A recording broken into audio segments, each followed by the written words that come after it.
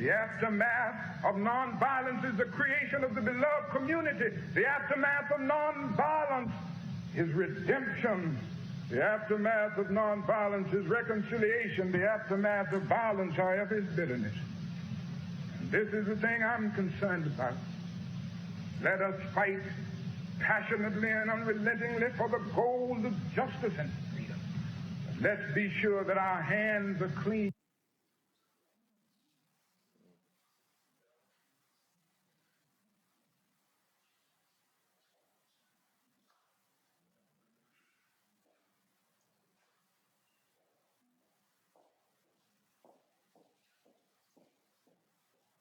Good evening, everyone. Can you hear me?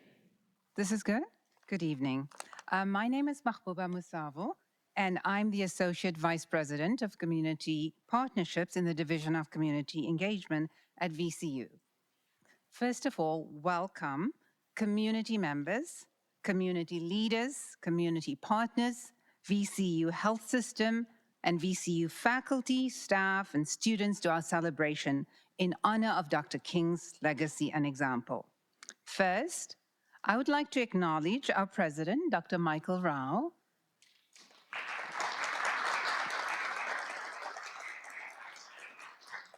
our elected official, Councilwoman Ellen Robertson, if she's here.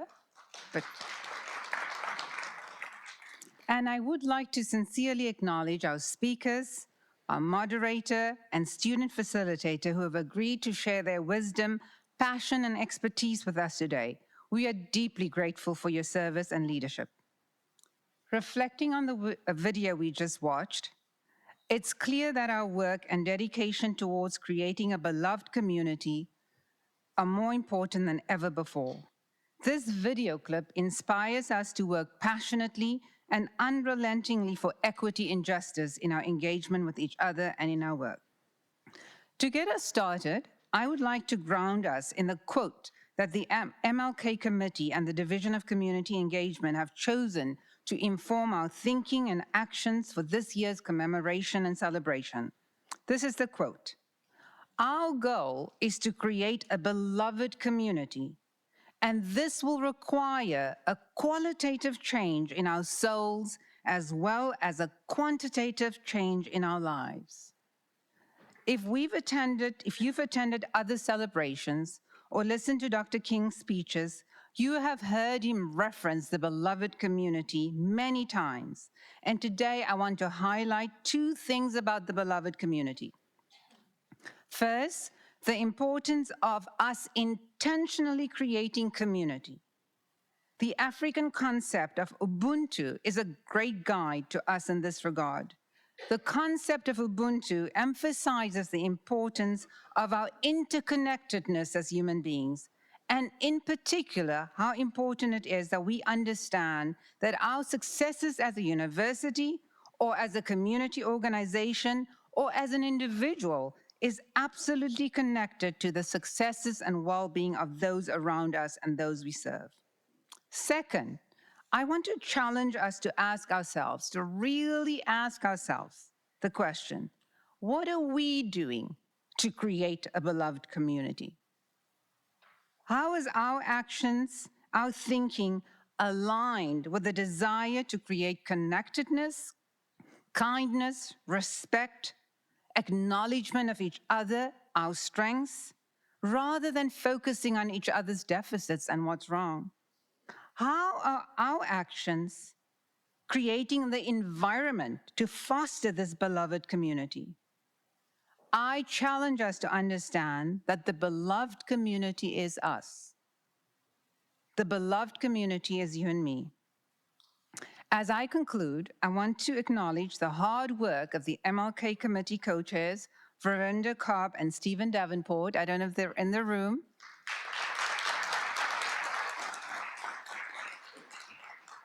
Who many of you know as they are leaders within VCU and in the Richmond community.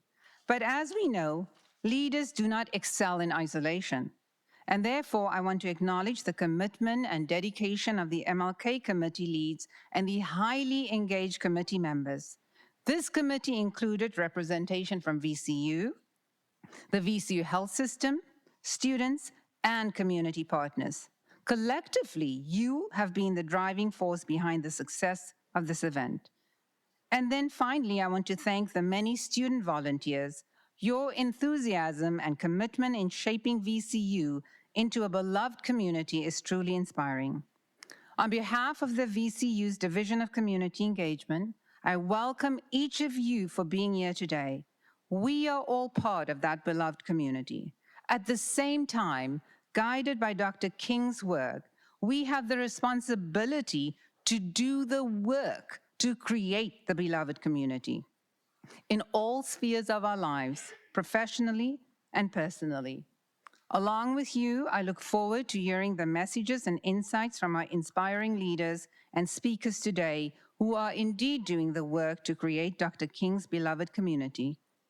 And now, it is my great pleasure to introduce Dr. Archana Pathak, the past chair of this MLK event. Archana is well known in the social justice and equity space, both at VCU and beyond. She is indeed an example of someone who is doing the work to create a beloved community. Thank you.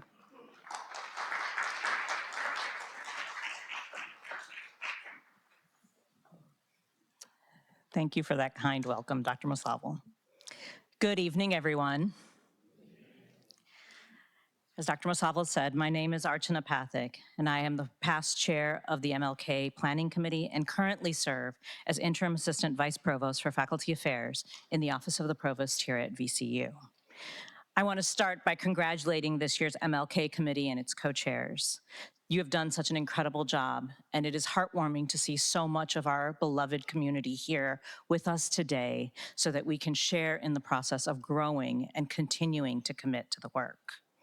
I am humbled that I have been offered the opportunity to give some welcoming remarks. It is my distinct pleasure to welcome all of you to the 2024 Keynote event in honor of the Reverend Dr. Martin Luther King Jr. This annual gathering allows us to set the tone for the year and offers us a framework to operationalize our institutional and personal values, to commit ourselves to the action that results in tangible change. This year, our MLK Week of Recognition is centered around Dr. King's quotation, "The goal is to create a beloved community." And this will require a qualitative change in our souls, as well as a quantitative change in our lives. This quotation comes from Dr. King's May 4th, 1966 speech entitled "Nonviolence, the Only Road to Freedom." This speech was one in a series of remarks he created during his Chicago Freedom Movement that started in January of 1966. I invite everyone to read the full text of this speech. If we are to truly utilize Dr. King's wisdom to guide us today, we must understand his words in the context in which they were spoken and embrace the complete statements that he made. This May 6th speech offered both a goal, the one stated in this quotation, and also offered a roadmap for achieving that goal. King demanded and provided accurate information and data about what was going on in the world at that time. He named his work as part and parcel of a larger global calling. He gently and firmly invited each and every one of us to recognize, name, and commit to the dismantling the roots of oppression rather than reacting in the heat of the moment. For Dr. King, truly dismantling oppression means we build persistent, sustained programs of social change that well define the issues central to our cause and always address the deep, inextricable connections between racism, materialism, and violence. For Dr. King, this multi-front approach to justice necessarily requires work toward economic justice, housing security, and educational liberation. For myself, I hear in his words a call to truly, critically engage in self-reflection, allowing for the discomfort that engenders growth as I look at the ways in which I am sometimes pulled away from the purpose of my work. In this same speech, Dr. King offers succor, explaining that no one is perfect and that we all get lost in the pain of troubled times. King is clear that while the end of violence is not a complicated question, what drives people when they're suffering is complex. He names the value of both committed personal growth, a qualitative change in our souls, and institutional, structural evolution, a quantitative change in our lives. Dr. King's call for a beloved community is not merely an invitation to be in the same room with the people. It's an invitation to go within ourselves, to seek the ways in which we are connected to those who are most unlike us, and to work with them to build well-defined, persistent, and sustainable change in our world. I invite you to join in this world-building experiment with our keynote speaker and panelists today. And to start us off, it is now my true honor and pleasure to introduce Dr. Faye Belgrave, Chief Diversity Officer and Vice President for Inclusive Excellence here at VCU. Dr. Belgrave has been and continues to be a tireless advocate for justice, diversity, inclusion, and equity. Since her early days at VCU, she has been a champion for faculty, staff, students, the community, and alumni. Please join me in welcoming Dr. Belgrave.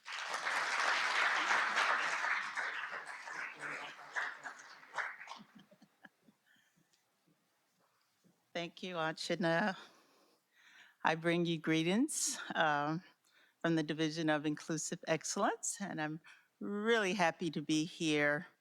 Already I'm joyed to celebrate and continue the legacy of Dr. Martin Luther King. And Archana, your words and inspiration to do the reading has really inspired me. I was thinking back to Dr. King's legacy, and my mother was a contemporary of Dr. King and lived and raised us by another one of Dr. King's inspirational quotes, and I'm going to paraphrase it because she said, "Injustice to anyone is a threat to injustice to everyone."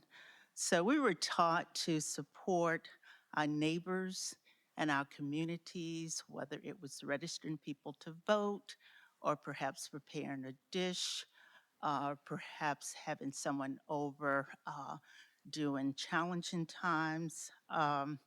So our life was very much informed by that quote and that value. And I think Mike Buber talked about Ubuntu, which means community. Let's do this together and our commonality. So I do appreciate the references to those values.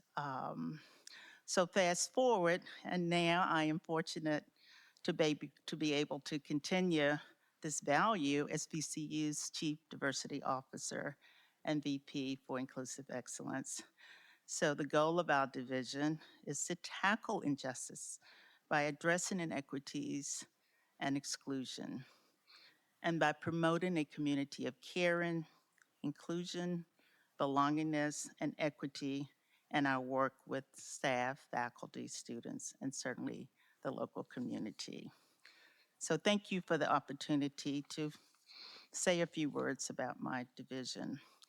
But it is my distinct pleasure now to introduce our president, Michael Rao, who has been a catalyst for change at VCU since 2009.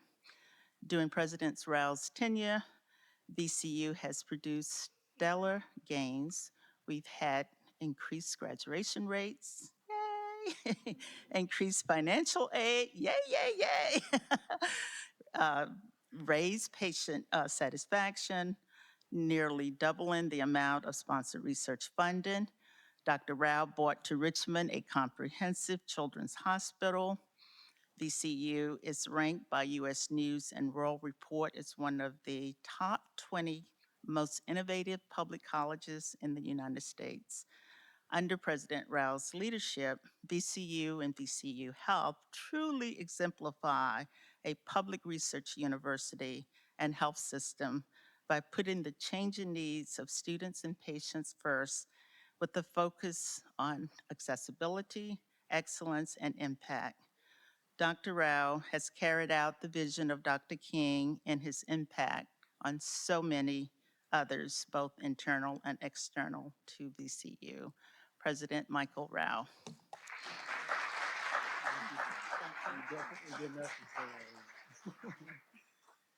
Thank you, Faye. I just told her she definitely did not need to say all of that, but since she did, I'll tell you, I didn't do any of it. Bottom line is, it's because we have a great team, and you're a great part of that great team. So thank you, and thank you for hitting the ground running. We had many needs to begin with Faye's term, and I'm delighted to work with her. And I'm really honored to be together with all of you, even though I can't really see any of you. The way the lights are set up. But I'm really delighted and honored to be with you to celebrate the Reverend Dr. Martin Luther King Jr. and what we call MLK Week 2024 at VCU. This is really important. It's really important because if you think about our recent history, there really isn't anything, there are some great things that have happened, but very few as truly transformational as what Dr. King brought to us. It was an amazing way to capture a sense of what we really needed to do. I mean, every sentence that came out of Dr. King's mouth held such incredible meaning and importance. And that'll carry us into the future. And why is it important now especially? Now especially when we have all these ways in which people use resources to divide people, to try to carry back to old, unfortunate, unjustified notions that divide human beings. We've got to be brought together. And by the way, I really love the theme of a beloved community. It's really about our caring for each other. It reminded me of something that a member of our team who's now gone on, Tamikia LeGrand, she talked a lot about a culture of care because that was really key to our existence as an institution. And it reminds me that this theme is something that continues that. As I think about a lot of the inspirations in my life, and Dr. Ashir Nassim and Dr. Faye Belgrave and I have talked a lot about just the different experiences in our lives that have been really challenging. And I remember in some of those times when I guess, I didn't have a job like this and such, and people would just kind of look at you like, who are you and what are you? Not just who are you, but what are you? And I got a lot of inspiration and frankly, a lot of self-confidence out of the words of Dr. King. And we've got to spread that because there are a lot of people trying to figure out how to deal with the question that people look at them with, which is, what are you and who are you? And so this transformational vision is something that not only universities, but everyone in society really needs to continue to move forward. During the pandemic, as I think about culture of care, during the pandemic, I came up with something. I had to recertify, which we do every 2 years for CPR, cardiopulmonary resuscitation. And I did, and as I was sitting there going through the program, because we were all at computer screens, I remember I thought, CPR also means something else to me right now. And that was civility, professionalism, and respect, something that if I'm sitting here as president, I really need to be pushing because we were seeing a little erosion of that for lots of different reasons that I won't get into. But if we're a beloved community, we really need to be tied to that.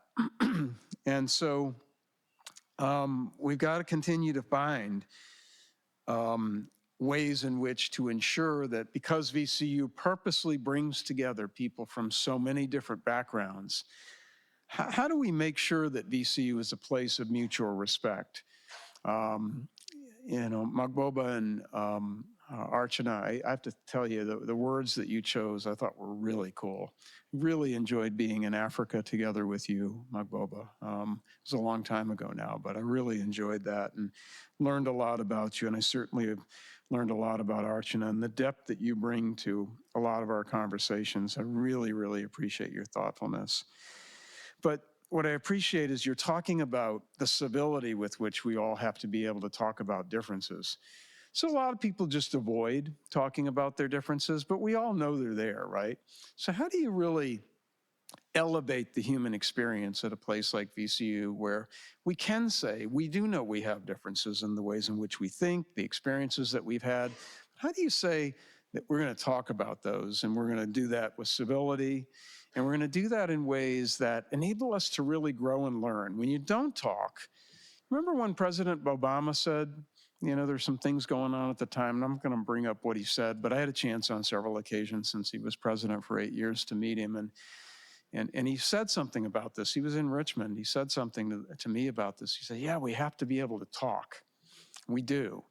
And the civility that comes with that is really important. And I just really appreciated that he promoted that in his leadership position, and I'm doing the same thing. It's a lot better a use of energy when you put your energy toward love than hate.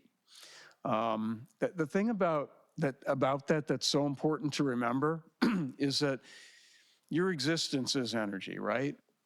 And if you're using that energy in the wrong ways to promote hate, you're probably hurting yourself as much as others, but I sure don't like the idea of you hurting others. But, from my standpoint, given some of the things that I've seen in my life, I see a lot of people who embrace things like hate. I see it really wear them down. I see it really take a toll on their health. So it isn't good for anybody. It really just isn't good for anybody. Faye, you reminded me when you said something about your mom. I want to say something about my dad, who didn't get to live very long, but the life he did live up through my age of 4, and he was only 30. In his training, he was in Boston, and he had an opportunity to connect personally and directly with the Reverend Dr. Martin Luther King Jr. He was a huge fan and very inspired by Dr. King for a lot of different reasons at that time. My dad had some real troubles with being in this country at that time. And he just absolutely was enamored with Dr. King. And, my dad had grown up in India, so he, of course, had, great familiarity with the alignment that you would see and can see today between Dr. King and Mahatma Gandhi. And so he's really drawn to him, and really in this country needed to be drawn to him. And so it's those differing views and, all of the ways in which Dr. King talked about how we need to continue to have the human experience together. He saw the things we had in common, and I just really embrace that. We can't stop talking about this ever. We're not fixed. It's not all repaired. We have a lot of work to do. We have a lot of thinking to do, and we have a lot of talk to do around that thinking in civil ways. I want to thank everybody who's already spoken. I already have, but I also want to thank Sincere, Slade Reading, our student speaker today and our student leader at this institution. I want to thank you for everything you're doing. Pastor Gordon, thank you so much for being here. You thanked me for inviting you. I'm like, we're just glad you're here. Both of you all are here. Thank you. We need you. And I also told you we need all of your blessings. And we look forward to learning from you. And to our panelists, today's moderator, Micah Bam Bam White, and Dr. Chantel Chambliss, and Damon Jiggets, and Anjali Moon, thank you for being here as well. And thanks to the entire ICA team for accommodating us, especially late on a Thursday night. But we're here for important stuff, and I look forward to the conversation that will continue tonight. But I really appreciate those of you who are here. We're probably preaching to the choir, but I'd like you to go out and pick as many 100 people as you can and try to convince them of the importance of living life the right ways, the ways that Dr. King told us we could and still need to focus on living our lives. You all are the real critical thinkers, the real influencers in society. We need you. We need you to help go about these things in the right ways. And I'm counting on you. I'm looking forward to it. So excited when I see all of you. And spent the day today, this morning, when we were doing legislative visits with a student intern. And I was just like, I got so much energy just talking to him, Justin. He's just an amazing kid. And he's got a great view of the world, and lots of things he's trying to learn and figure out. Great questions. That's why that's why people like Faye and I do what we do, because you continue to rejuvenate us and give us so much hope for the future. Thank you all very much.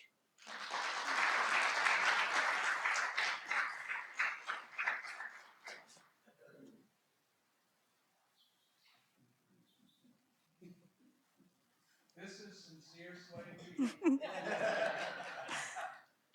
Good evening, everyone. As Dr. Rao just said, I am Sincere Slade Reading. I'm a sophomore majoring in political science and sociology, and I also serve as the Student Government Association's president here at Virginia Commonwealth University. Thank you. I want to start off today by thanking you all for attending this year's Martin Luther King Jr. Keynote celebration. VCU hosts this annual event to honor both the life and legacy of Dr. Martin Luther King Jr. This year's theme centers around Dr. King's quote, "Our goal is to create a beloved community, and this will require a qualitative change in our souls as well as a quantitative change in our lives."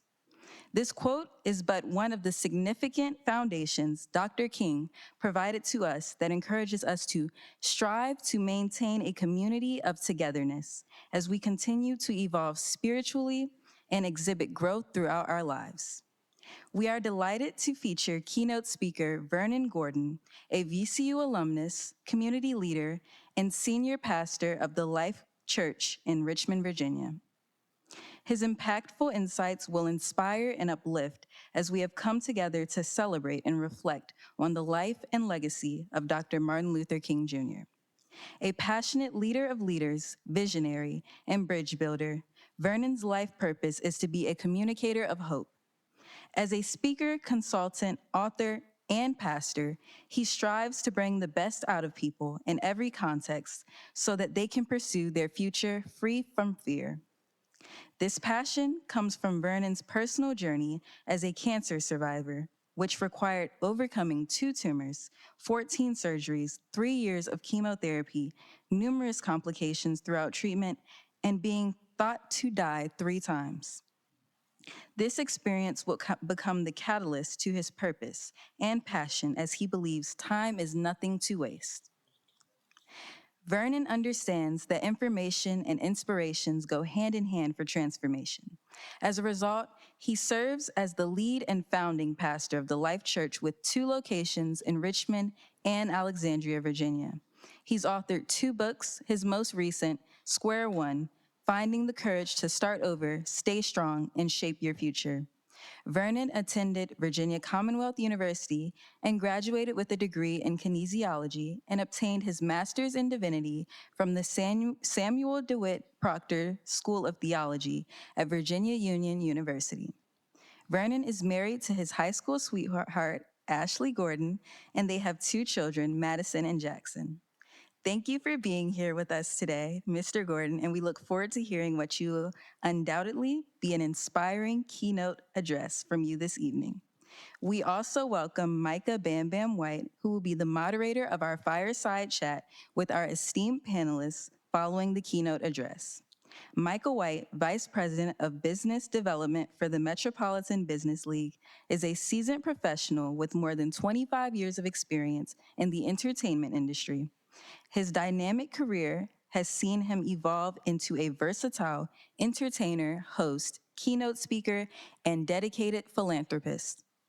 Micah is deeply committed to community service and sits on the board of 6 distinguished organizations. He holds the position of president of Backpacks of Love and has been instrumental in his past role as vice president of the Richmond Volleyball Club. Further, Micah is actively engaged as a community advisor for the Girl Scouts and plays a pivotal role in the Ford Foundation, Caritas, and the Boys and Girls Club. Micah's dedication extends beyond his professional and philanthropic endeavors. As visionary founder of RVA Has Talent, he spearheads initiatives that foster collaborations between local artists and nonprofits in the greater Richmond area. We welcome Mr. Gordon and Mr. White as special participants in our program. And at this time, I would like to ask you if you could warmly welcome our keynote speaker for the evening, Mr. Vernon Gordon.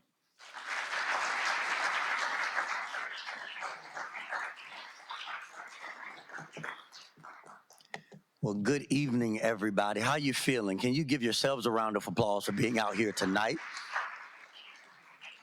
I don't know about you, but this type of weather is not my favorite. I'm ready for the summer to return, but nonetheless, it is a joy to be here this evening. I want to take this moment and certainly celebrate and acknowledge the amazing contributions of the MLK committee and thank them for their invitation. Can you please join me in celebrating them this evening?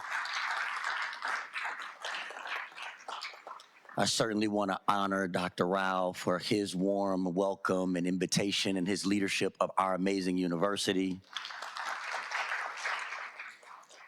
And the personal plug, I want to shout out TDR, the amazing, there you go, 2 people, amen, God's great, amen. Some of y'all was like, I don't know who that is. The Phi Alpha chapter here on this campus. Look, I'm excited this evening, and I know that anytime you invite a Black pastor to share, you give them a time limit and you expect them to go over. So I'm going to do my best to be obedient to the time allotted. We gather today to celebrate the life and the legacy of Dr. Martin Luther King Jr., a pioneer, a prophet, and a pastor, a visionary communicator and organizer, a messenger, and a martyr. Dr. King continues to be a North Star for so much of our advocacy and actions as a human race. And when America often thinks of Dr. King, we often think of a dream of epic proportion for his time, a dream of hope and possibility, a dream of access and alignment. And I'm standing in a room full of dreams tonight. So I look around this room, we are not just here as a result of Dr. King's dream, but let us all be honest, we're here as a result of someone who loved us dream. For some of you, you know, if you don't think that hard, that you're here because of a grandmother's dream. Some of you, you're here because of a teacher's dream. For some of you, you're here because of a friend who pushed you. For some of you, you're here because of a parent who cared enough to see your potential. For some of you, it was a coach who told you you could be things you never imagined. You are not just here because of Dr. King's dream. You are here because of some other dreams. Tonight, I look around to my right and to my left, and I'm in a room, in a sea full of dreams. And not only are you sitting in the manifestation of someone's dream for your life, I would dare to imagine you sit carrying your own dreams tonight. And I don't know about you, but I'm carrying some dreams into this year. I've been carrying one of them for quite some time, that by this summer, I've said this for the last few summers, I'm going to have a 6-pack. Somebody say amen. Maybe that's not your dream. Maybe your dream is to be debt-free. Maybe your dream is to buy a home. Maybe your dream is to graduate on time. Somebody say amen. Maybe your dream is to do this and to do that. Maybe your dream is to break barriers. Maybe your dream is to knock down walls. Maybe your dream is to do what seems impossible in the present. We are all not just the manifestation of a dream, but we should be carrying a dream. And so tonight, I want to say something that maybe you don't expect as we come to celebrate the legacy and the life of Dr. Martin Luther King Jr. I'm tired of just talking about his dream. I want to know what's your dream.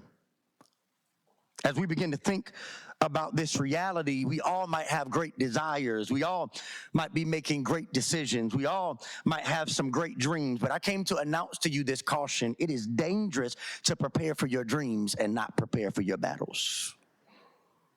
I want us to prepare for beloved communities. I want us to maximize our influence. I want us to push towards equity and equality. Just be careful, because belief is never where our dreams go to die.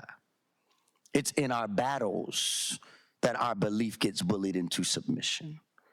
It's like the great boxing legend Mike Tyson once said, everybody's got a plan until they get punched in the face.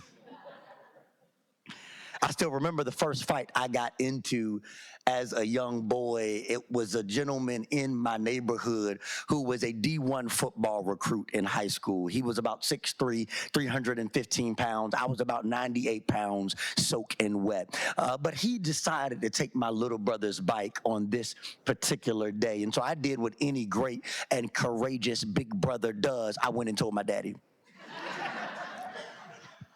My father, who was a former Marine, who was somebody who wasn't afraid of anything, told me, son, I want you to go back out there and fight for what belongs to your brother. So with courage, Dr. Rao, I took my father's words to heart. I went back outside with all confidence in my heart and in my hands. And without second guessing, I swung and I hit this gentleman who was 6'3", 315 pounds, ended up playing D1 lineman at Virginia Tech University. And I imagined it would go as Friday, Ice Cube hitting, yeah, y'all know Debo, but that's not what transpired. And when I woke up the next day, I realized that while I was encouraged, that battle felt like a loss in the moment. But I was amazed that when I walked through the halls of school, people began to clap. I was amazed that when I walked through the corridors and the hallways, people began to pat me on the back. I thought they might not have heard the story accurately. But then I came to find out, as one person told me, they said, what we're just amazed by is that you had the courage to fight. That something belonged to your brother and you stood up for it. And tonight, I know that many of us might be thinking about our dream, but I don't want us to forget that there are brothers and sisters, that there are loved ones and communities that we are still called to fight for as well. And it can feel like sometimes we're fighting battles that don't always feel like wins. But I came to let you know today that as you prepare for your dreams, keep preparing for your battles. It's in battles that callings get compromised. It's in battles that our passion loses patience. It's in battles that our joy gets jaded. It's in battles that our hope gets heavy. It's in battles that our dreams can sometimes turn to nightmares. It's in battles that our fight can turn to flight. It's in battles that our love feels like a liability. It's in battles that our belief gets bullied. And for many of us, this is maybe where we've found ourselves over the last several years since 2020. Vernon, I'm with you. I want to keep fighting. I want to keep standing up for my brother and my sister, for this beloved community. But I just feel like battles have not been won. And many of us have been bruised from believing, bloodied from battles, bitter from being the bigger person. Battle has taken its toll on some of us. And if you're going to prepare for our dreams and your dreams and our community dreams tonight, I just want to encourage you, let's be dreamers who are not just battle-free, but battle-ready. Let's be those who carry dreams worth fighting for. Like all great leaders, Martin Luther King was no different. He died, but the dreams he died for didn't get buried with him. No, they live on in each of us who he impacted. They live on in us, transfused into the very fabric of our bloodstream, traveling not only through our hearts, but then exiting through our lips as cries of justice and righteousness. And tonight we celebrate this truth that dreams don't die. But while dreams don't die, they can be diluted. And legacy can be redacted, and the memories that best massage our personal priorities and preferences. And while we celebrate tonight the life and legacy of Dr. King, we simultaneously can fall prey to the cultural convenience of embracing a partial narrative that feeds our systemic complacency.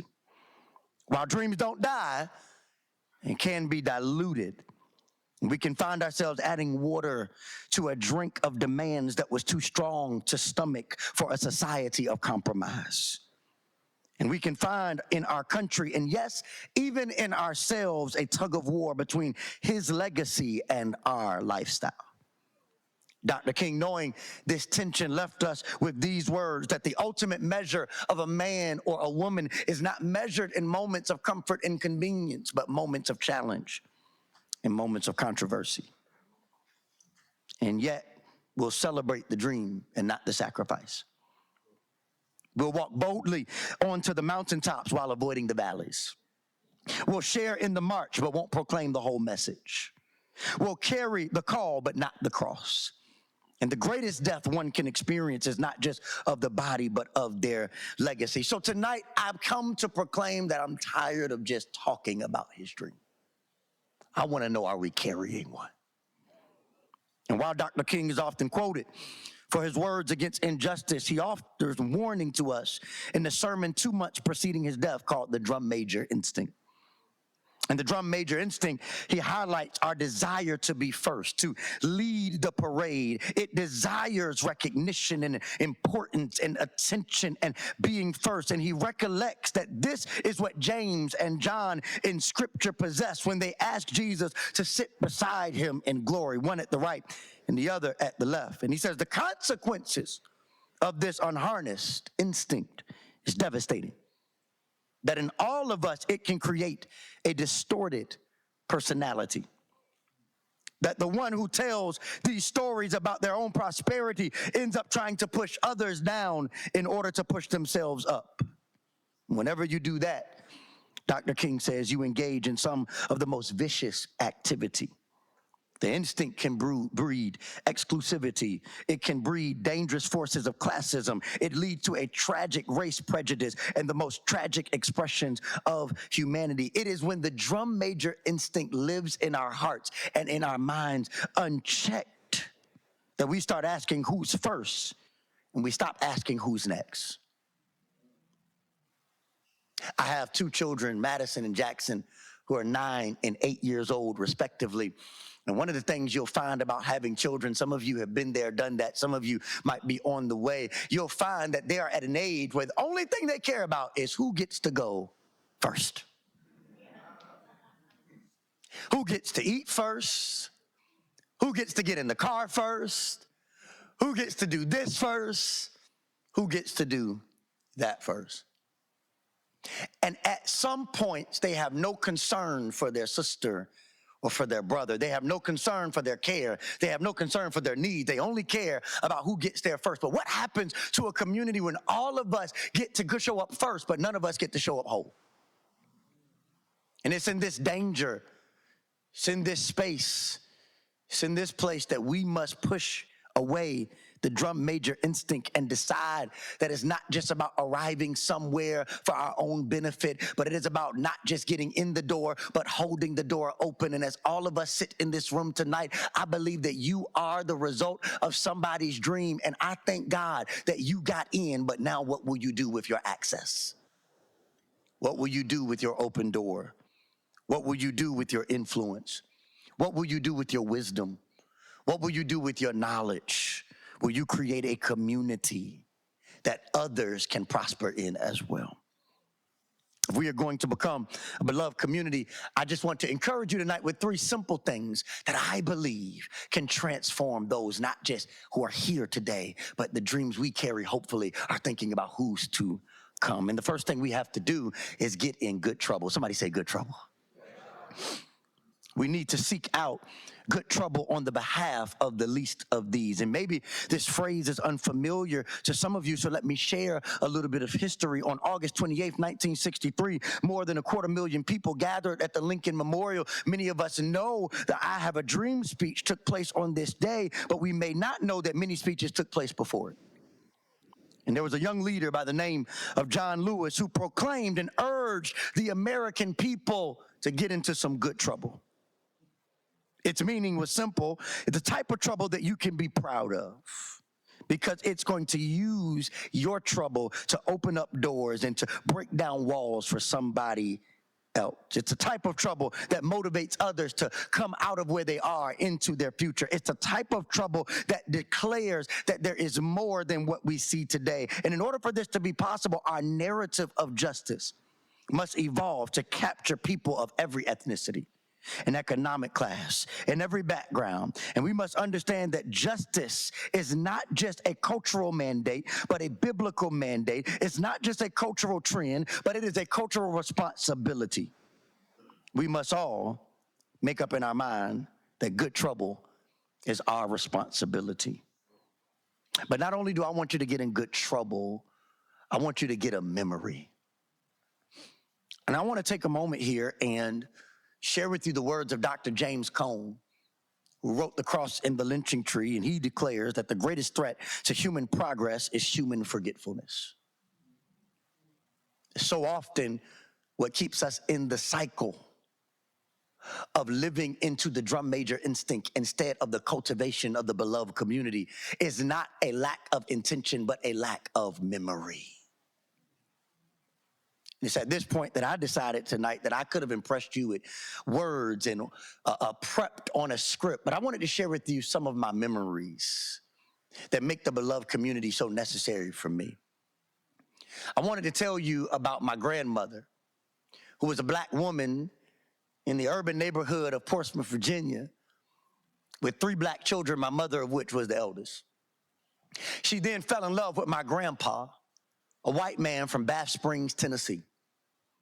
They got married the first year. Interracial marriage was legal in the state of Virginia. They then had 2 children together. So my mom's 2 youngest siblings are biracial, and they all then got married. One married a woman from Puerto Rico, another one from Sierra Leone, West Africa. So I like to tell people, 1, Thanksgiving was confusing. And 2, the value of humanity was always present in my home. Now, I'd like to tell you that it was just a beautiful story, but the truth is that story came with many ups and downs, bruises and bumps. They told me of bricks being thrown through their window. They told me of fights in the front yard. They told me of the words that were said to them from both black and white alike. They told me of what it took for them to create a family, for them to show a community what was possible. So I'm not here tonight telling you something I've heard. I'm telling you something I've seen. I remember, though, also my daughter, who when she first got on the bus to go to school for the first time, a little boy pulled her hair, leaving beads in her hand.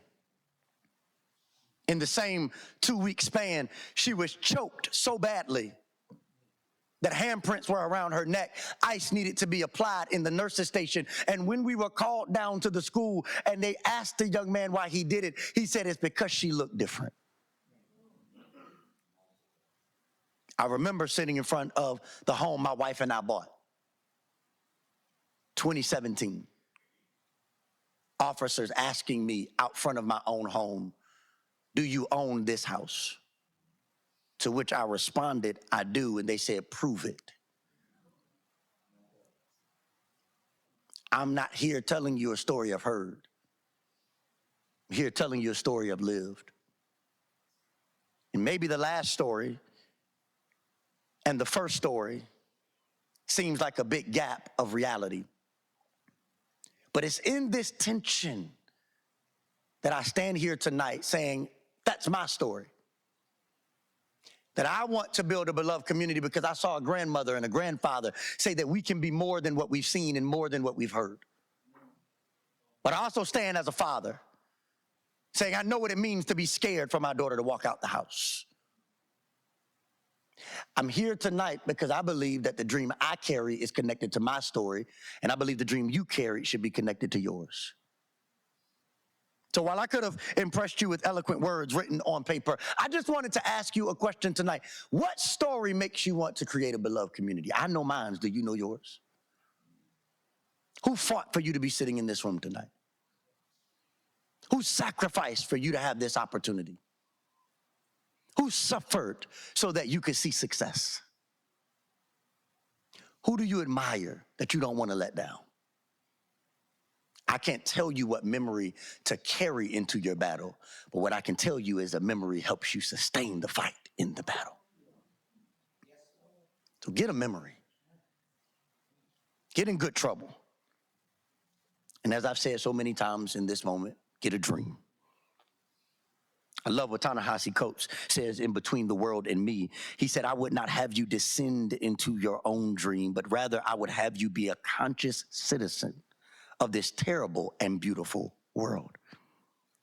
It's the words of scripture in Micah 6:8 that encourage me, where he says the Lord requires of us to do justice, love kindness, and walk humbly with our God. Justice is not something we just wait for. Justice is something we do. Kindness is something we value. Humility is something we carry. And if we are to build the beloved community, we have to make up in our mind there's a dream we must all carry. So I came this evening to simply ask you not just to love Martin's dream, but to find yours.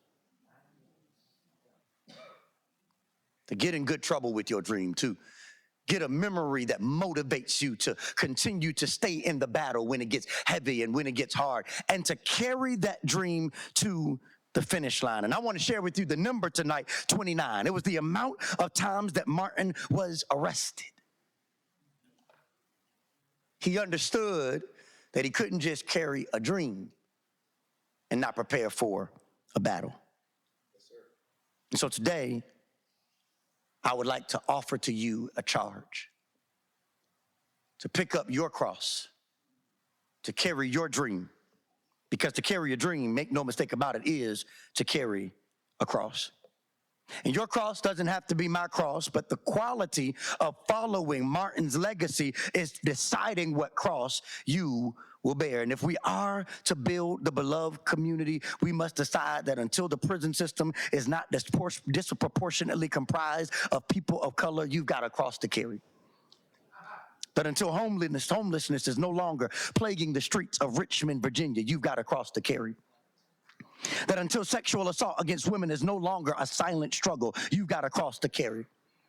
That until 60% of our homes in Richmond aren't single-parent households, you got a cross to carry. That until the kids in Richmond public schools get treated like the kids in Chesterfield County public schools, you got a cross to carry. That until all people have not just equality to apply for this university, but equity to get in a university, you have a cross to carry. We've got a cross to carry. And it's like Frederick Douglass said, if there's no struggle, there's no progress. And those who profess to favor freedom and depreciate agitation, these are men and women who want crops without plowing the ground. So the question for all of us today is, what is your dream?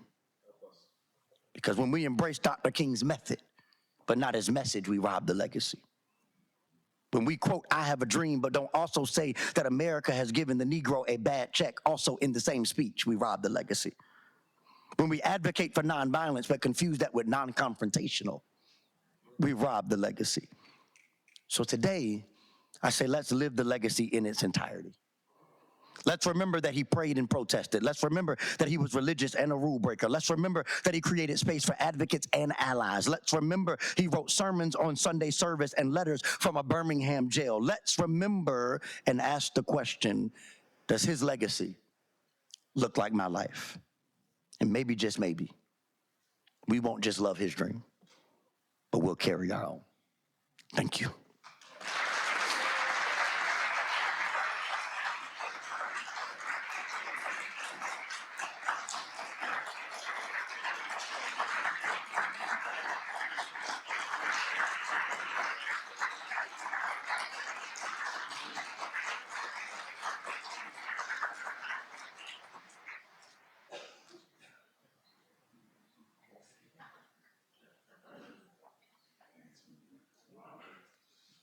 Make sure my mic is on. All right.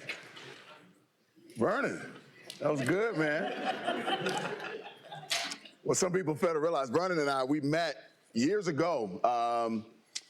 I probably should say that he's a pastor now. We were at the bar at Mama J's.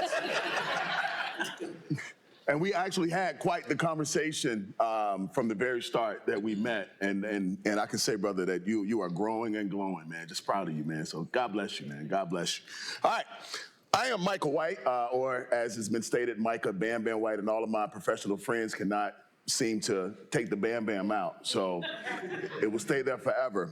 And I have some distinguished, just incredible community people that have been advocates of truth, justice, and equity here in the Richmond area.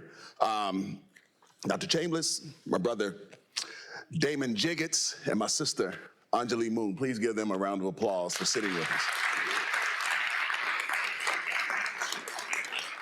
So I want to start this conversation first just asking, from the very beginning, when you were kids, what was like the first noticeable aspect of King's legacy that you recognized that made you know how powerful this man was? Now, I know for you, Damon, that's probably 40, 50 years ago, but that's all right. Think back. You can get there. Is that right? Well, if we're talking about childhood, I think one of the things, he was talked about in my household, and a lot of Black households have pictures of Martin Luther King somewhere in there, so you acknowledge that. You hear a lot about I Have a Dream. But as we broach February, Martin Luther King was one of the very few people that was constantly brought up during Black History Month. And so in the educational space where you rarely hear about Black contribution, he was the primary figure whose legacy was pulled on to talk about Black contribution historically. So I think that was one of the primary ways that we came to know that he was an impactful figure in the plight of the Black American journey. Love it. I would say for me, it was fourth grade. I had an opportunity, I won a competition at my elementary school to recite an excerpt from his I Have a Dream speech. And I remember it, very clearly in terms of being up at the podium and being able to, recite that, but I really embodied it. And a lot of that came from my grandfather, who was he was a Black Panther. And so he and I at a very, very early age always had these conversations about, you are a man, and this is how you present yourself, and this is what your obligation to your community is. And so I remember prior to his death, having conversations with him and just these debates between Malcolm and Martin. And so that's really what kind of created in me this kind of affinity for justice and just wanted to do my part. And so, yeah, very early on. Fourth grade, okay. So very similar to Anjali's answer, growing up, and then we're relating this to education, it was very much like Dr. King encapsulated Black history, right? It all began there. And that's the way it was pretty much distributed to us in the school system. As I got older and was challenged to recall or recite anything other than the I Have a Dream speech, and how many of us really could, right? Just excerpts. That's right. Just a little bit, just a line. How many of us could really recite or recall anything beyond the I Have a Dream speech? And so it was the curiosity of childhood that made me want to know more. Wow. Because what aren't we being told, or what weren't we being told? What weren't we being taught?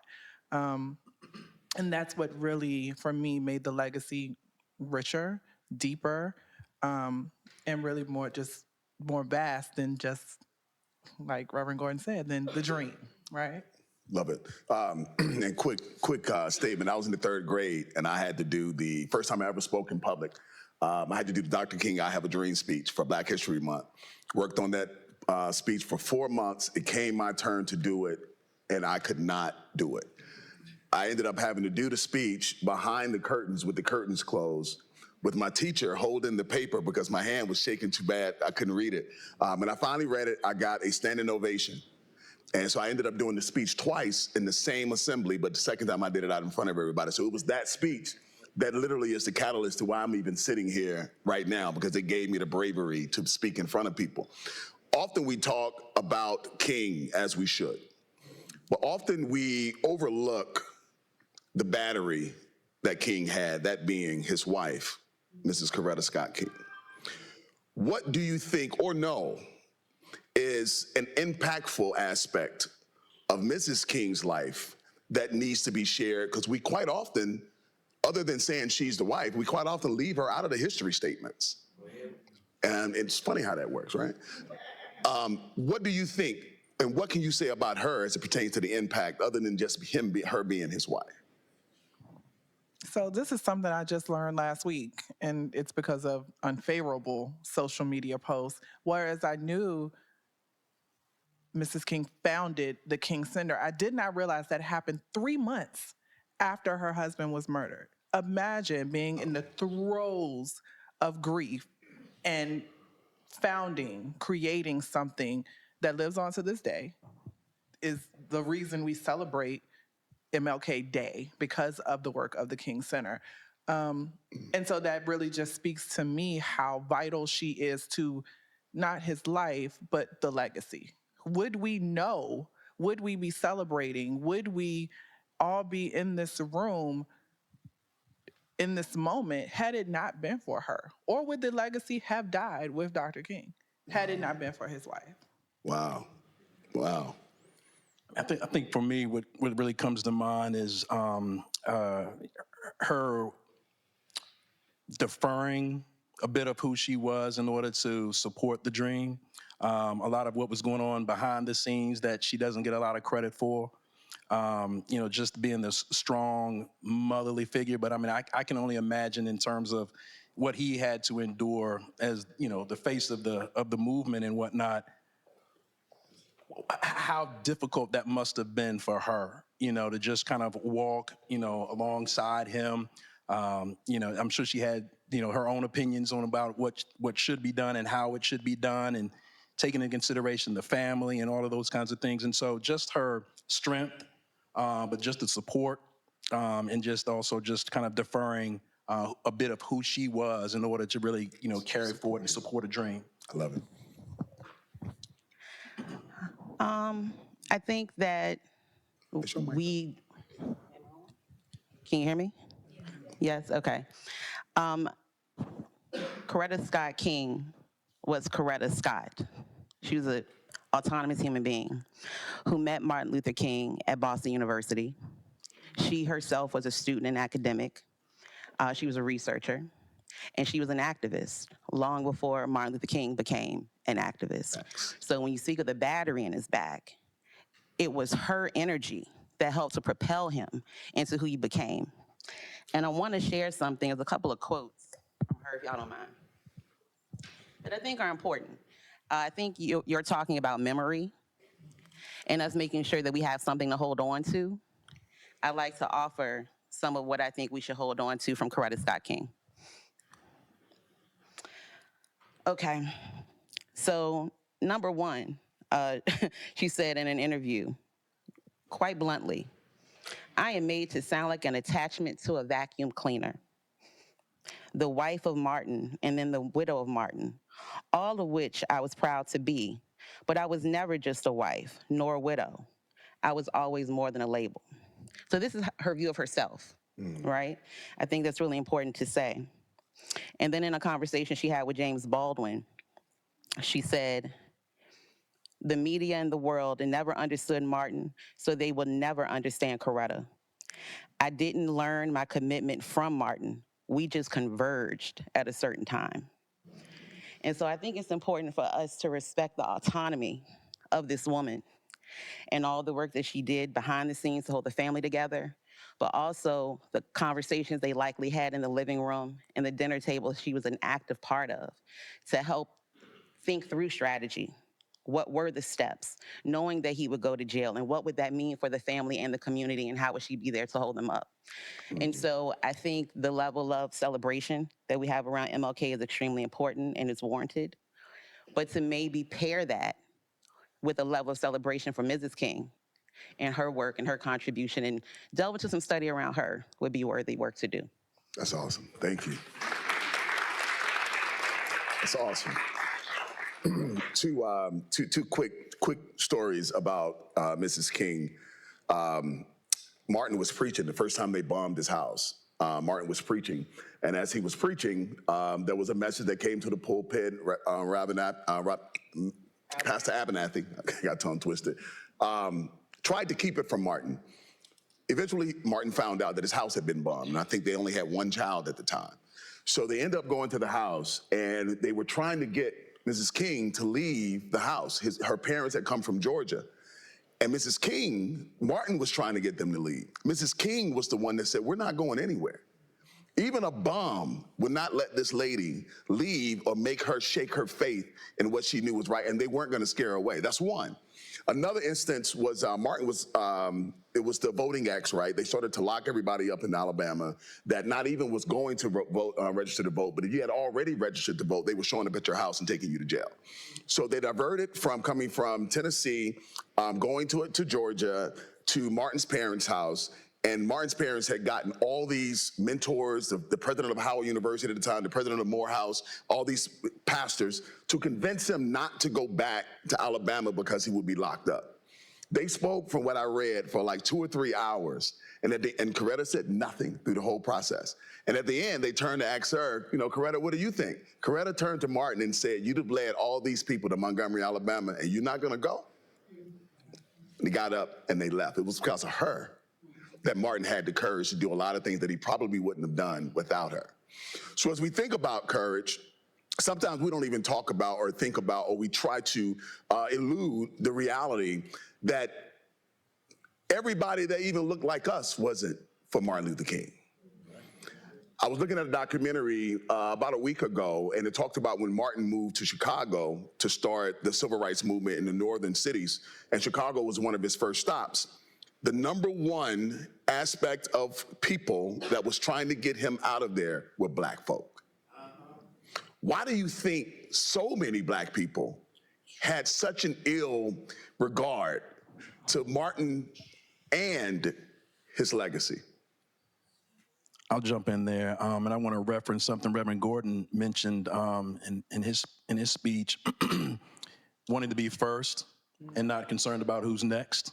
And I think that's something that is so persistent throughout our journey. As this issue with like acceptance of leadership, acceptance of a unified agenda or an approach. There's so many different ways that you can approach a situation this dynamic and this significant.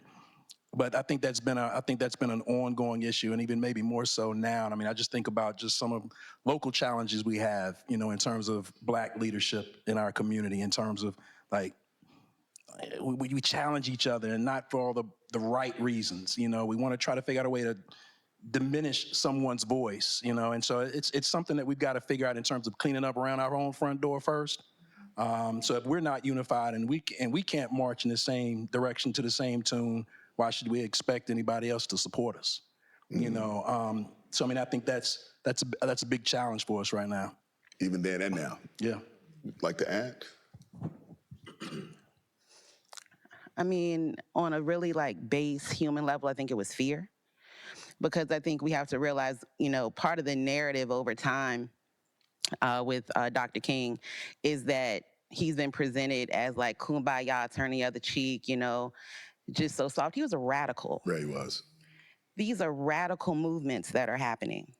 These are kids jumping out of the school windows to get on the bus to come down and march, right? Like, this is radical movement that is happening, and it's at a time in our history where violence against the body, imminent death, that is not just socially acceptable, but it is legalized. This is something that is very real. And so people of a certain age were like, don't rock the boat. We okay, we can figure it out. We want to keep our kids safe. We want to keep our homes safe. We just trying to see another day. And what you're doing is ruffling feathers. And we don't want to ruffle any feathers because we know the history and we know what it means to live in these spaces, to live with these people, and what they can do to us with no recourse. And so I think a lot of it, at the end of the day, was about self-preservation. It was about fear. It was about acknowledgement of where they were. I don't know if fundamentally they were against what he stood for and the change that he was pushing for, but what it was requiring and the danger that was at their doorstep because of it, I think that's what caused so many Black people to say, no, never mind. I couldn't agree more. Absolutely agree that it was fear. we've all heard the Harriet Tubman quote, I freed thousands of slaves, I could have freed thousands of more had they known they were slaves. Make no doubt about it. The slaves knew they were slaves, but they understood or thought that that was their lot in life. Those were the cards they had been dealt. And they were like, you know what? I'm good. Like Anjali said, don't rock the boat. We're good here. We're safe here. And I think that was also the pushback that Dr. King faced. It was, hey, man, look, we've progressed, right? Our grandparents were slaves. We good. We made it. And everybody sitting up here is still old enough to know that our parents still kept some of that. We're good. We made it. We've progressed. And can't understand why we choose to rock the boat or push back towards things that they feel are progress. So I think he scared a lot of Black people with like, hey, we made it this far. You know, we're not slaves anymore. We've made it. We're good. And I think that was the pushback. It was literally the fear. And it's also the fear of change. Change is the most uncomfortable thing we will ever experience, right? Who loves going to the gym? Not many. Right? But Reverend Gordon said he's getting a six-pack. So I expect to see him at the gym twice a day. Right. Right? But I want a six-pack too. But I'm probably not going to the gym. It's not the fear of the gym, it's the work. It's how hard it is to change, how hard it is to work and be consistent and move towards something new. And I think that fear in that time, in that environment was overwhelming, to the point it was like, no, we'll go against him before we move this way. So we got two things that sort of was brought up. A, arrogance, someone else's arrogance, wanting to be first. You know, I've been working in this community all this time, and this man just show up and gonna steal my thunder. And then the second thing was, you're right, that fear of, you know, we just came out of slavery. Some ancestors at the time were still alive that had gone through it. We're better now, so why we just leave well enough alone? But obviously he saw something much deeper, much greater, and I'm glad that he did and kept going. So let's talk a little bit about yourselves and this community that we're in, Richmond, Virginia, as well as you're in Henrico, working in Henrico Education Foundation. Speak a little bit about the work that you do as an individual that is in alignment with Dr. King's legacy, and also speak to how someone sitting here may want to get involved. It might not be directly with what you do, but what are some steps that they can take to get involved, to continue this theme, and, as Reverend Gordon said, to start to live out their own dream? Well, I'll go ahead and comment on that. And first and foremost, I just want to say that this was very timely being here today, and so I just want to thank the committee for allowing me to be a part of this esteemed, group here.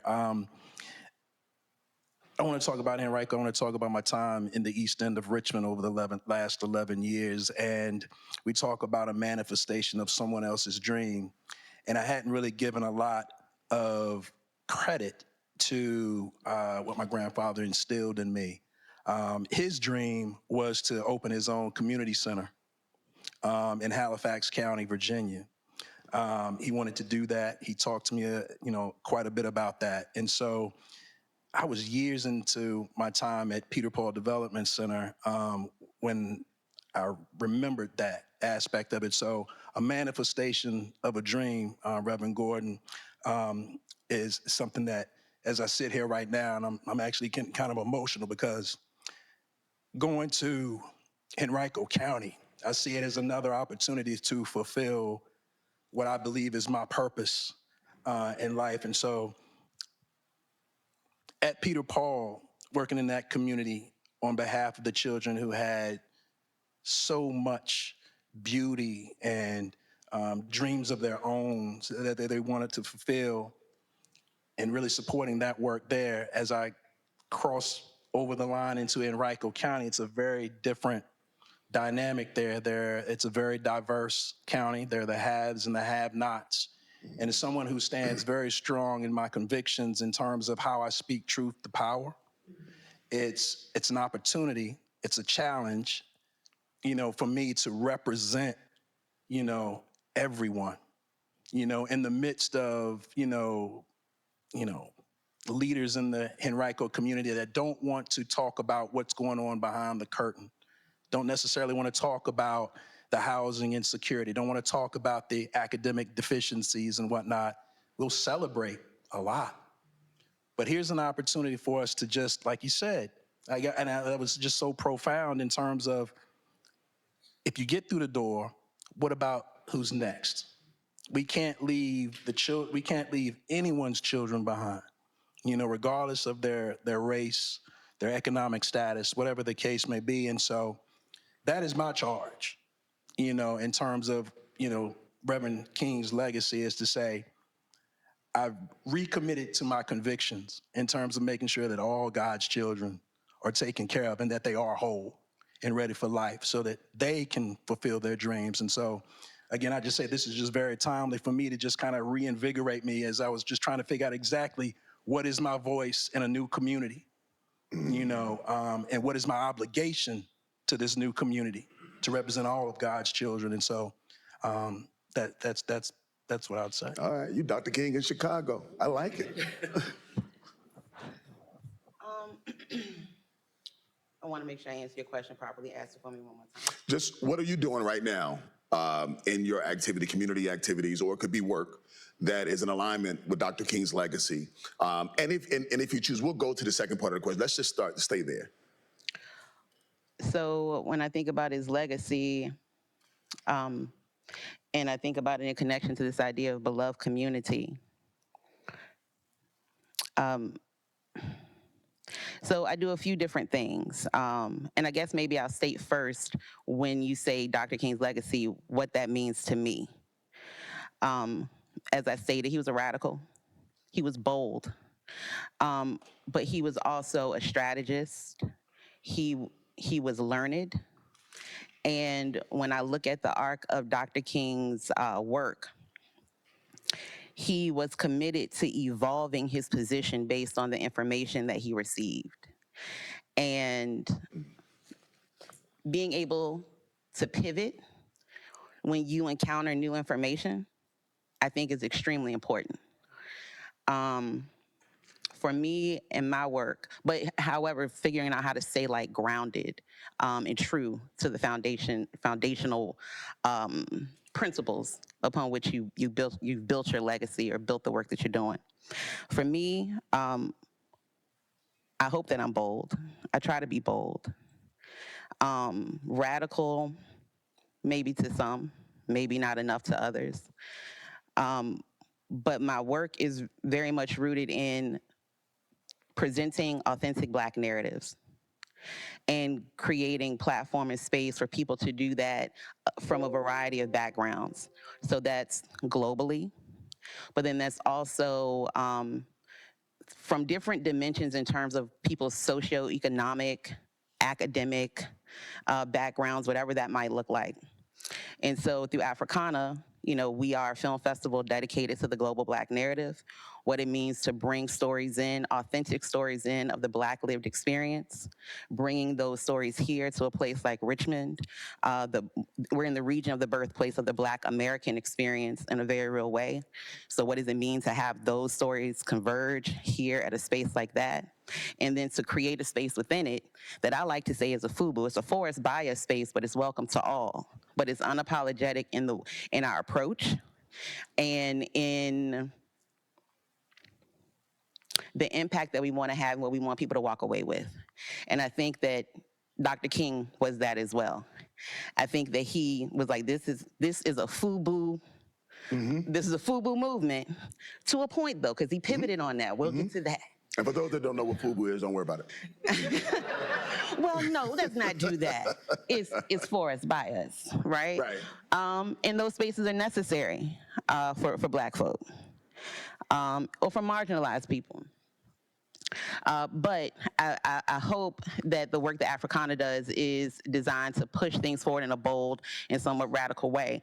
My work as a co-creator of the Jackson Project, what does it mean to unearth submerged narratives, elevate those narratives, and do it in a way that is extremely intentional in how we tell them, how honest we are about them, acknowledging the fragility that exists in the world, but moving forward in spite of that, because a lot of times we try to skirt because we know some people can't take certain truths. But the truth is the truth. Let's just go ahead and lay it out there. And so through Jackson, we attempt to give a historical analysis of Jackson Ward and its history in a very honest way, but hopefully in a welcoming way. And then even through work here at the ICA, I had the pleasure of being the founding assistant curator of film and special programs here. Worked here for over 4.5 years. Recently pivoted. Okay. But in that, it was extremely, it was a great responsibility to be in an institution like this. At the time, it was the newest contemporary art institution on the planet. And for them to bring me in, really a self-taught film curator, and to be able to fill these seats, telling Black and brown stories on this screen, centering stories that are often not centered in institutions like this, bringing people like Nikki Giovanni and a host of other thought leaders and filmmakers to this space. And so what does it mean to just bring your full self to it and do it as boldly as possible? And so if I were to be audacious enough to think about myself in the same lens of Dr. Martin Luther King, it would be through those spaces of boldness and hopefully some level of radicalness and creating some level of shift in the way in which things are done permanently beyond myself. I love it. I love it. I love it. Yeah, y'all can clap for that. That's well put. Something you said that triggered a thought that my mentor used to always tell me is one must always have a high willingness to learn, but more importantly, one must always have a high willingness to accept change. I think we often can learn things that might be contrary to what we thought prior to, but that learning without changing means you really didn't learn anything at all. Well, that's the wisdom. That's where wisdom kicks in. Right. So, Dr. Chambers, what are you doing out in these streets that's making Dr. King's legacy become more fulfilled? First of all, just these two people I'm sitting up here with, I consider mentors in my mind, right? I am a baby in the community impact and leadership space, and I've been in it 15 years and still feel like I'm in my infancy. But one thing, if I have to relate it to Dr. King's legacy, is everything I'm doing, whether it's my work with Dress for Success and women's empowerment or Children Incorporated or with arts, is that we are impacting locally. One thing I've learned in this journey is that Americans, specifically white, Black, brown, whatever, we are repulsed by inequities that are far removed from us, but we romanticize inequities next door to us. Wow. Right? We tend to, my first venture into the nonprofit space was with Christian Children's Fund. Y'all remember those commercials? Right? That if you send $20 a month, you take care of a child in a third world country who doesn't have. That organization or organizations like it, those dollars never impacted the local community. Only through employment, right? Because the employees typically work there. So they had employees, but the dollars that we gave to those organizations left our communities. Not saying they weren't doing amazing work, but what about the child who doesn't have food in their refrigerator that lives in your neighborhood? What about the child who is not reading at a grade level and can't afford a tutor? What are we doing for them? And so I really have just kind of, relating it back to Dr. King, he was not marching through the streets of London. There were inequities there, right? He fought for equities in his home, where we are, where we live, where we grow, where we build our families. And that's kind of been my focus as I journey through this work, is how and what am I doing every day when I wake up? How is it impacting Richmond? Richmond raised me. I'm a VCU alum and an employee.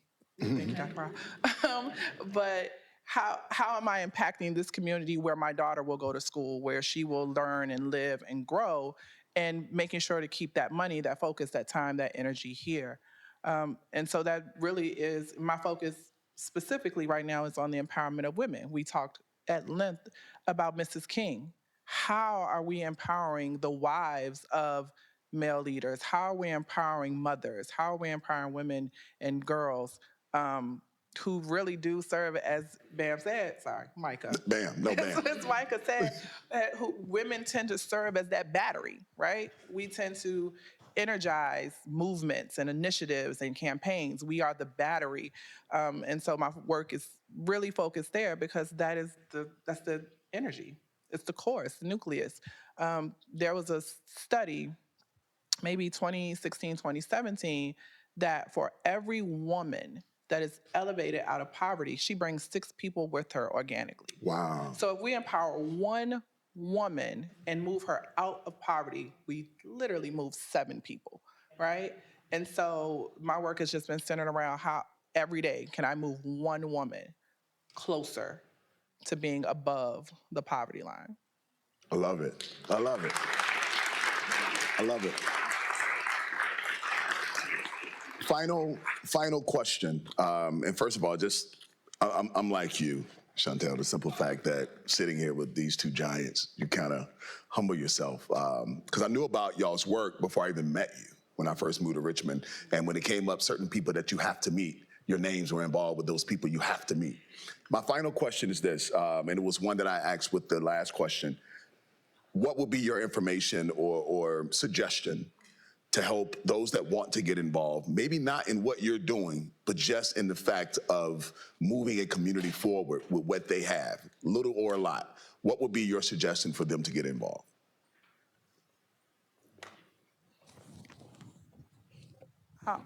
I'll say this. I would love to see us as neighbors, friends, co-workers, colleagues, to begin embracing co-creation. There's a lot of collaboration over competition. Collaboration is amazing. It says you bring your thing and I'll bring my thing and we'll do this thing together. But then these 2 things are still competing entities, right? You need money. I need money for my thing. You need money for your thing. What can we build together where we are sharing resources from the ground up to create a larger impact? Versus you bring your thing, I bring my thing, and then we build this bigger thing where we could build together, co-create versus just collaborating. Collaborating is still amazing, y'all. Don't nobody quote me. That's being bad, got it, but we got the context. But co-creation really does create larger, greater impact. That's awesome. One of the most dominant brain creations is serotonin. And it can only happen when you do something with others, or even you can even watch others do something together and you still get that effect of serotonin. But we live in such a dopamine society. And dopamine is when you do something for yourself, you got to but dopamine only lasts a certain period, a short period of time. So you got to keep getting it. Serotonin lasts such a long time. What would you say people can do to get involved? Reverend Gordon, I'm gonna need some help. But there's a scripture in 2 Timothy that launched me. We said, well, okay. The scripture in 2 Timothy, forgive me for not knowing the actual scripture, but it speaks to fan till aflame your gifts from God. You know, and when I attended a church service in my early 20s, and shout out to VCU for shaping who I am. I spent some time at interning at the Black History Museum and had a professor here who really challenged me as a student, you know, and challenged me to challenge what he was teaching and what I saw. I was very inquisitive and asked a lot of questions. I lost my train of thought. Where were we going? What was the question again? Oh, Timothy, 2 Timothy. Yeah, so that's where we're going. So I would say that just determine what your purpose is. You know, find out, you know, what are you passionate about? You know, how do you take that passion? And I'm sure there's so many different causes that we can support. But don't try to boil the ocean, tackle it all at one time. You know, just kind of manage your own expectations in terms of find what that singular thing is and immerse yourself in it. Find others who have immersed themselves in it and learn from them, work with them, and then bring others along for the ride. But don't try to do it all at one time, but just do one thing very, very well. You know, find that purpose. And then, you know, what I've loved in terms of, you know, my journey in terms of just finding a, you know, passion for children. And then my purpose is to, you know, uplift and empower those who work with children, you know, and God blessed me with the ability to make it a profession, you know, and so I'm very blessed in that way. And so if we kind of soul search, ourselves. There's something that's really pulling on us. What is that cross that you're willing to bear?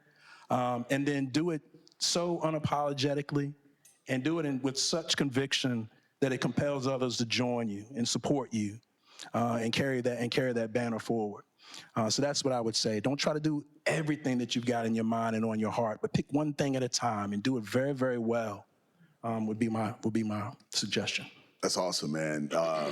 Yeah, that's awesome. And whatever that thing is, that gift, even if it's something you think is a monetary aspect, I got to sell this. I think anything that you use in that space to serve, even if I think of myself as an entertainer, living in LA, I was doing well, but I wasn't getting anywhere. And God brought me back to Richmond and made me use my gift in service. And it has changed everything that I thought I was doing in my journey. So whatever it is, just use it to serve.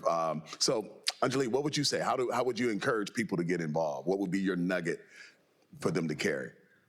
So before I say that, I just want to thank everybody who put this together. This has been great. The committee, everybody, thank y'all.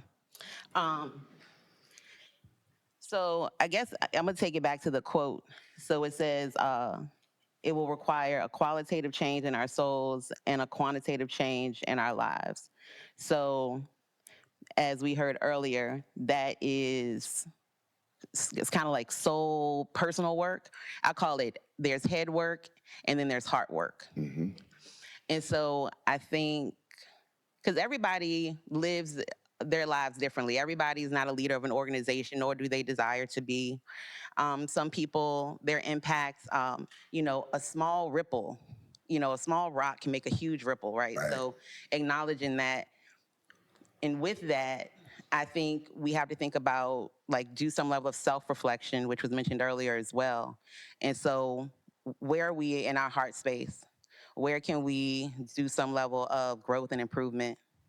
And in that, can we touch someone near us with that level of growth and love and personal improvement and understanding of self and humanity that we may come into through that moment of reflection?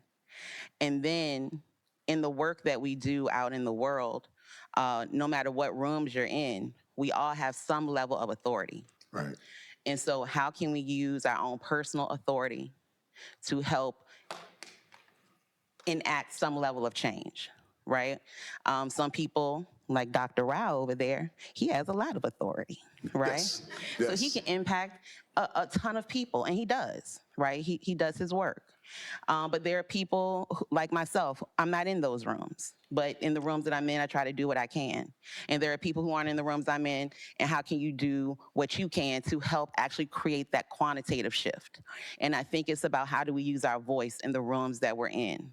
No matter how you may view yourself on the totem pole, we all are contributors to an ecosystem. And so how can we use our voice? How can we use our autonomy to strengthen that web? And we all have a role to play in that.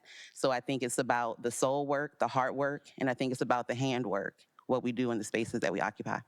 Awesome. That's good. That's good. The last thing I'll share in closing, and thank you all for sitting with us. I was asked and privileged to be a part of this planning committee, and then was double asked to be a part of this moderated forum. So I've just been blessed to watch this whole thing come to fruition. The last statement I'll make for this event is always keep in mind that Dr. King was not fighting a human battle. He was fighting a spiritual battle. It states in Ephesians 6 and 12 that we're not fighting against flesh and blood. We're fighting against evil spirits of the unseen. The spirit of racism is an infection that people today have that they did not create. They're infected with that spirit.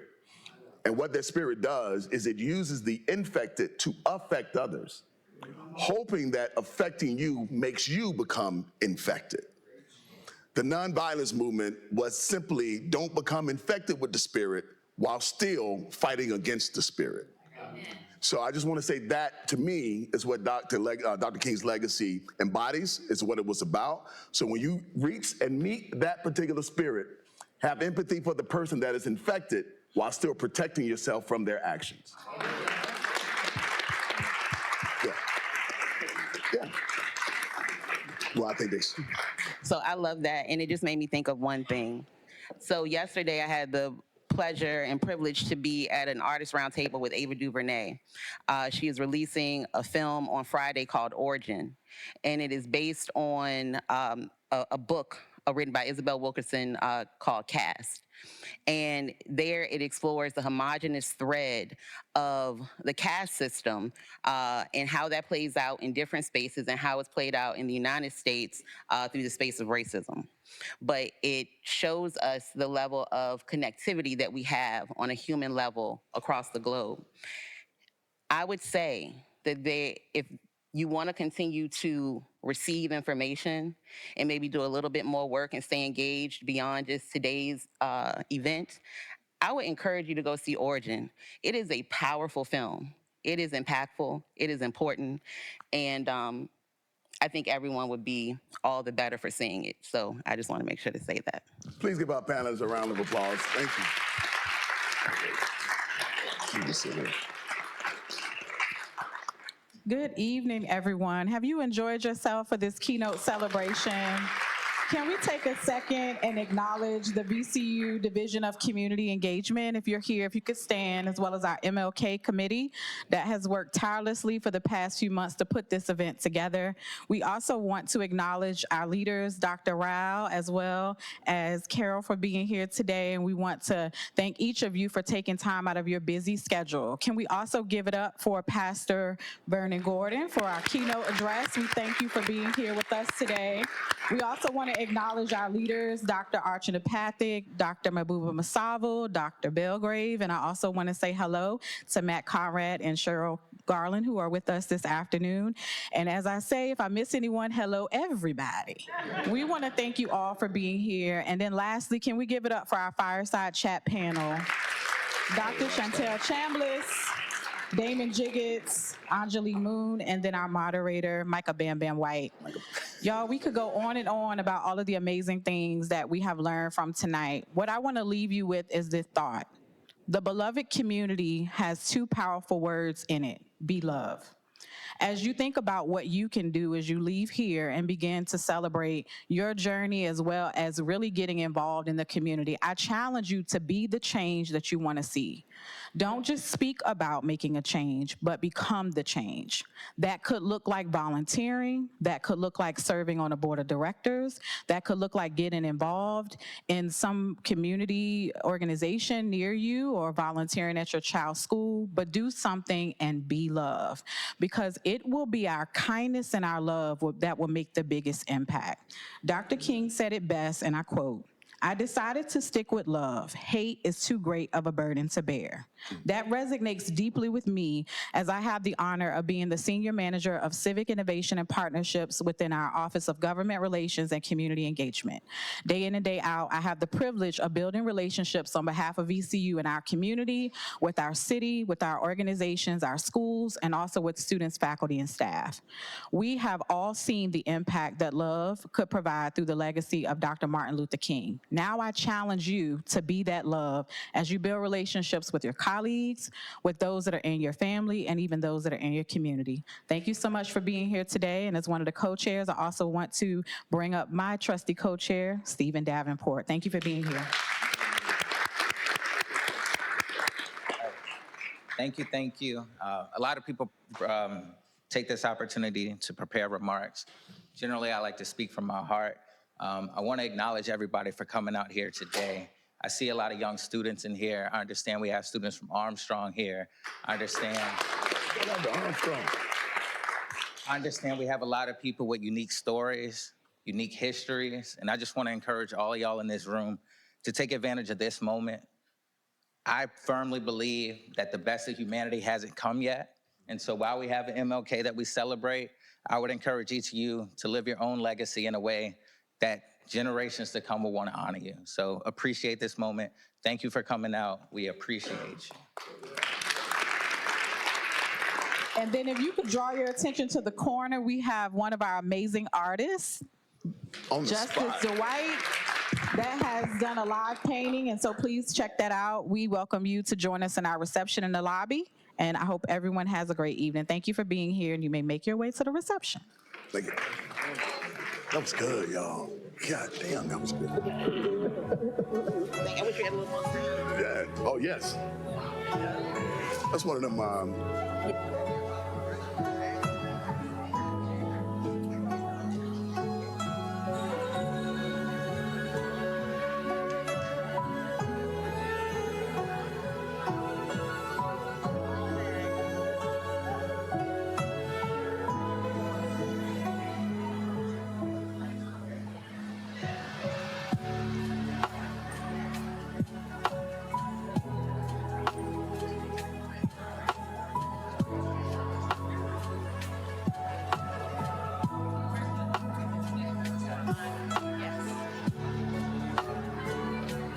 If you served on the MLK committee, can you please make your way to the front? MLK committee members, please make your way to the front.